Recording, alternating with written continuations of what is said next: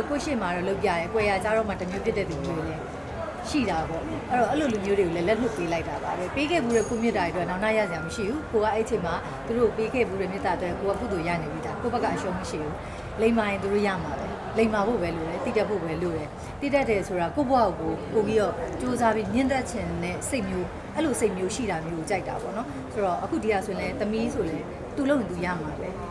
သူဒီလောက်ကိုရီးယားဘေးကနေပြီးတော့မှသူ့ကိုကောင်းပါတယ်လို့ထင်လို့လုပ်ပေးလိုက်ပြီမယ်တစ်ချိန်ချင်းမှသူမကောင်းဘူးလားသူမကောင်းရင်လည်းသူကသူခံရမှာကိုကဘာမှမဖြစ်ဘူးဒီနေ့ပွဲလေးကကြတော့ဒါမြတ်သူက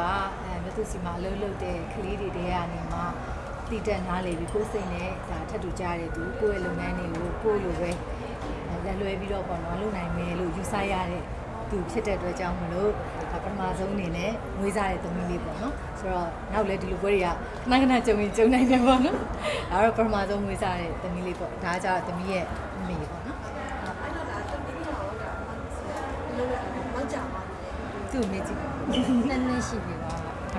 မပြည့်တော့မပြည့်သေးနှစ်နှစ်တော့နေပြည့်ကန်နေပြဆိုတော့ဒါနှစ်အစာပိုင်းမှာတော့သူကမတက်တာလေးတွေလည်းရှိရယ်ပြီးနည်းနည်းပြင်းတယ်ပြီးရင်အိတ်ချင်စိတ်များတယ်စားချင်စိတ်များတယ်ဒါပေမဲ့သူသဘောကျတယ်သူကစိတ်ရင်ကောင်းတာပေါ့မြတ်သူကမြတ်သူစီရောက်လာကလေးတွေကိုတက်နိုင်တော့စိတ်ကိုကောင်းကောင်းထားဖို့ရယ်ပြီးနောက်တစ်ခါရိုးသားဖို့ရယ်စူးစမ်းဖို့ရယ်ပေါ့နော်မတက်တာမြတ်သူတင်ပေးလို့ရတယ်မရိုးသားတာဘာမှလုပ်လို့မရဘူးမစူးစမ်းတာဘာမှလုပ်လို့မရအဲ့တော့ကလေးတွေကို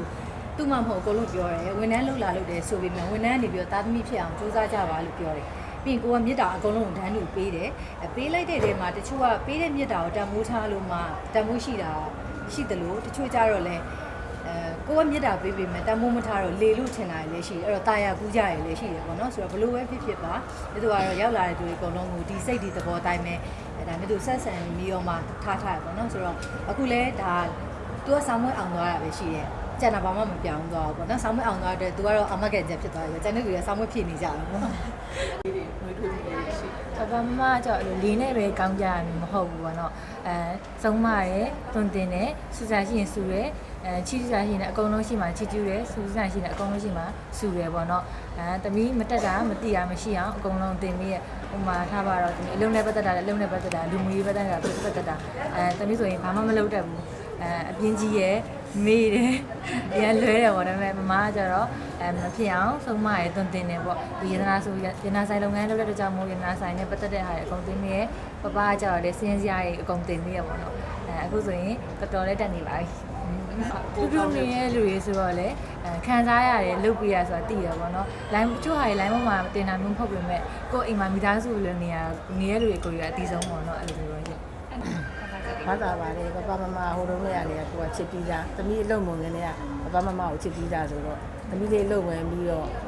့ပပမပဲမြစ်တာကိုလည်းမြင်တယ်လေဆိုတော့ပပမအဲ့လိုကေဆုံးသွားချိန်မှာပြောတော့အတိုင်းပြဝမ်းသာတာပေါ့သမီးလေးတော့ပေါ့မကကြကို့အမေလိုပဲသဘောထားရဲဒါလည်းအမေပဲဒါလည်းအမေပဲနှစ်ယောက်တော့အမေပဲเนาะပပမရှိမှလိမ့်မမနေမဲစူးစမ်းမယ်ဒီလုပ်ငန်းကိုလည်းတုတ်တက်အောင်လုပ်မယ်ပြီးတော့အိမ်ကဒါညီမမွေးစားခံရကြမို့လို့ပပမမသမီးဖြစ်သွားပြီအားကြောင့်မို့လဲတမီးအိမ်ကလူတွေတမီးပြန်ပြီးတော့ထောက်ပံ့နိုင်တယ်ပြန်ကြည့်နိုင်တယ်အကုန်လုံးကတော့ကောင်းတာပေါ့နော်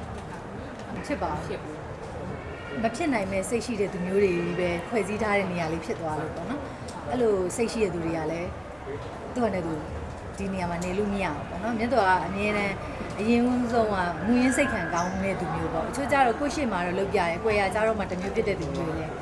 ရှိတာပေါ့အဲ့တော့အဲ့လိုလူမျိုးတွေကိုလည်းလက်လွတ်ပေးလိုက်တာပါပဲပေးခဲ့ဘူးတဲ့ကိုမြတ်တာတွေအတွက်နောက်နောက်ရစရာမရှိဘူးကိုကအဲ့ချိန်မှာသူတို့ပေးခဲ့ဘူးတဲ့မြတ်တာတွေကိုကကုသိုလ်ရနေပြီဒါကိုဘက်ကအရှုံးမရှိဘူးလိမ္မာရင်သူတို့ရမှာပဲလိမ္မာဖို့ပဲလိုတယ်တိတက်ဖို့ပဲလိုတယ်တိတက်တယ်ဆိုတာကိုယ့်ဘဝကိုပို့ပြီးတော့စူးစမ်းပြီးညှင်းသက်ခြင်းနဲ့စိတ်မျိုးအဲ့လိုစိတ်မျိုးရှိတာမျိုးကိုကြိုက်တာပေါ့နော်ဆိုတော့အခုဒီကဆိုရင်သမီးဆိုရင်သူ့လုံးရင်သူရမှာပဲသူဒီလောက်ကိုရီးယားဘေးကနေပြီးတော့မှသူ့ကိုကောင်းပါတယ်လို့ထင်လို့လုပ်ပေးလိုက်ပြီမယ်တစ်ချိန်ချင်းမှသူမကောင်းဘူးလားသူမကောင်းရင်လည်းသူကသူခံရမှာကိုကဘာမှမဖြစ်ဘူးပေးမယ်လို့ပြောထားရင်ပေးမှာပဲအရာအလုံးကသူ့ပေါ်မှာပဲမူတည်ရဲ့အဲ့တော့နောက်ထပ်ကလေးရှိလာတယ်သူတို့ရဲ့ပုံမှာပဲမူတည်ရဲ့မြတ်သူတို့ကတင်ကုန်ထားခဲ့ရမှာလေအဲ့တော့ထားခဲ့ရမယ့်ပစ္စည်းပေါ်မှာမြတ်သူကအကုန်လုံးတက်နေတယ်အစွဲအကုန်ဖြတ်ပြီးသားမြတ်သူဒီအသက်38နှစ်မှာဒီစိတ်ဖြစ်နေတာကိုမြတ်သူအမျိုးသားကလည်းလက်ခံတယ်မြတ်သူရဲ့ ဒါရောက်ခမှာပေါ့နော်မမကြီးတို့ကလည်းလက်ခံတယ်အကုန်လုံးကအမျိုးတွေဘယ်သူမှလည်းကန့်ကွက်ခြင်းလည်းမရှိသလိုအကုန်လုံးကဝမ်းပန်းသက်သာနေပဲဆိုတော့လေဒါလေးကိုကကုသိုလ်ကံကောင်းနေတာဆိုတော့ကိုယ့်ရဲ့ကောင်းတဲ့ကံလေးတွေကိုထပ်ပြီးတော့ကုသိုလ်လေးတွေလုပ်ရင်းနဲ့ပဲကိုယ်အနီးနားဝန်းကျင်ကိုထောက်ပံ့ပေးနိုင်တဲ့သူဖြစ်အောင်ကိုကြိုးစားပါ